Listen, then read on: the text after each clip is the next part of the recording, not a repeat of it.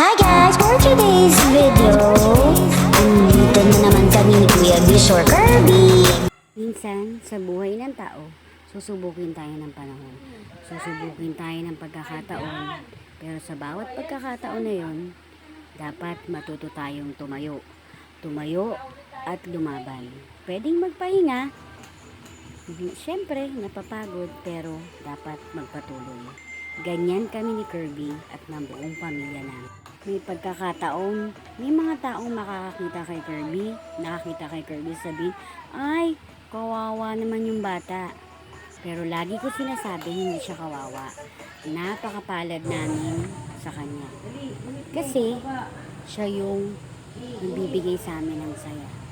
Minsan, dumarating lang talaga sa punto ng buhay namin na minsan, napapagod. Natural yun eh, tao kami. Pero at the end of the day, napakapalad namin kasi sa amin napunta si Kirby. Na namin yung mga bagay-bagay, ang pagmamahal ay malawak.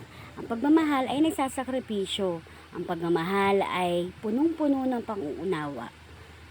Maraming salamat sa mga nanonood sa vlog namin. Sana may mga natututunan kayo. Hanggang sa muli! Talaga? Madali. Sabi niya pa, maingat. God bless po for today's video!